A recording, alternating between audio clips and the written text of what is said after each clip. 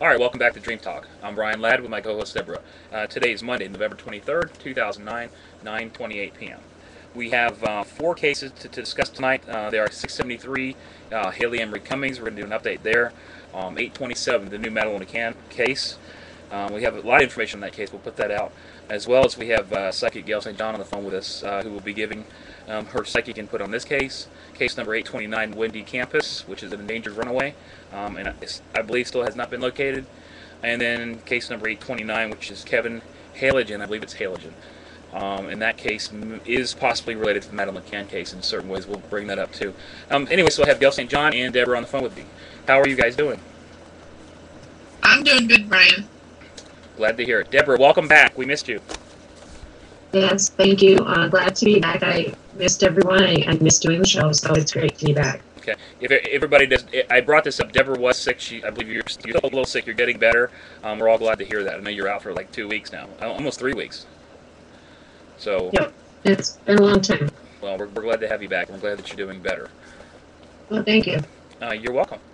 Okay, let's get right to it. I'm also going to bring up a person in the chat room had brought up a dream that I had, and it's actually DD number 7671 and 7672. Regards to a dream I had about a nuclear war situation. Actually, I was in, and some stuff that was in the dream drawing. I still actually remember that dream, and I'll bring that up. And I've had some dreams in the past that I think are related to that one too. It's a very eerie type of dream. It's something I remember. It's actually awful, but we'll talk about it. Okay, anyways, the first case tonight is case number 673, Haleigh and Marie Cummings. We do run the website Justice for Haleigh. If you have any information you would like to post for Haleigh, please do so. We feel that Haleigh does not deserve the situation she's in, and I think we all agree that that if she is found alive, that she should not return home to her parents. What do you guys think on that one? What do you think on that one?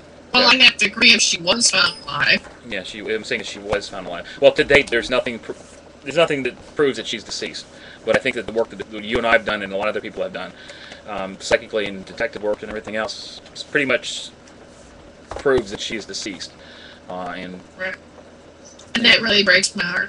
Yeah, it definitely does. Gail, now we've covered this case. Deborah, you don't have to go into the who, what, when, and why, and all that stuff. I think everybody knows about this case. Gail, you've been there once. I mistakenly said you were there twice. You were there once looking for Haleigh. I believe you were there for how many days? I spent 4 days there. Okay. Because at the same time I was working on the case in Immokalee. Yeah, I should deceive me. Thank you on that one too. Right. I know that you've done a lot of work. We've come up with a lot of areas to search. Just recently, you and I have come up with an area that I think we believe that Haleigh's body may be found. The area that I had was right, and it's kind of ironic that the place is Sir John's, or I'm sorry, St. John's. Actually, it's St. John's River Club is the area that I have on the map, and it's an area of just a couple acres, and it actually includes a railroad track.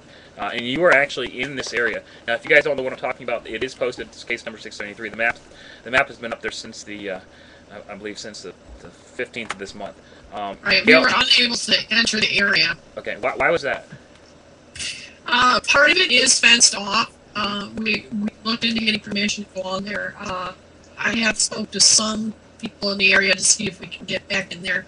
I don't see a fence on the map, though. Area that's just a little ways from there. Okay, the area that I had, though, I don't see a map on there. We might be talking about maybe just a little bit different area. Just a little south of it. Okay, now the area you talk, okay, just a little south. So that's the area you searched. I know you're going to go back there and look at that area, but I think I have the area that I have maybe just a little bit north.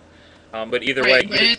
The area that you're at, part of it's railroad property, and they have what I call the railroad cops out there. You have to be very careful. Okay. Yeah, I live right next to the railroad tracks. I actually run down them all the time, so but I guess it may be different in that area. Yeah, they really watch some of these areas. Okay. I know when you're down there, you did speak with, who did you speak with? Haleigh's grandparents? I spoke with Haleigh's grandmother. Okay. I spoke with Haleigh's real mother. Okay. The grandmother told me that Misty and Ron were just thrilled and couldn't wait to talk to me. Mm-hmm. The next day I met up with her and she said, they were sick and they couldn't make it. Okay. Whatever reason.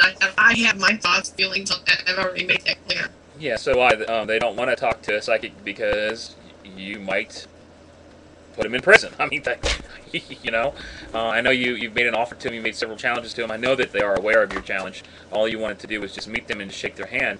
And I know you shook everybody else's hand, and you said you really didn't get anything off of them. So you're really curious about I felt nothing on the grandmother as if she did nothing. When I touched her hand, I touched the mother. The mother, I can tell you, the mother, the real mother knows nothing. Right. She's not involved. And what gets me is I met the uncle, who was the mother's, that was the mother's uncle. And the family is very distraught over this, over what's happened.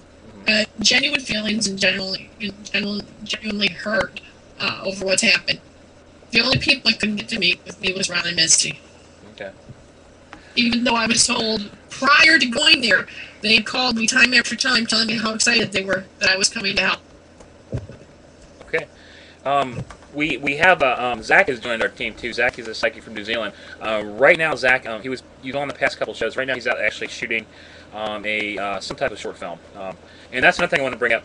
If you guys want to know more about what Zach does, he's not only a psychic, but he's a film producer, I guess.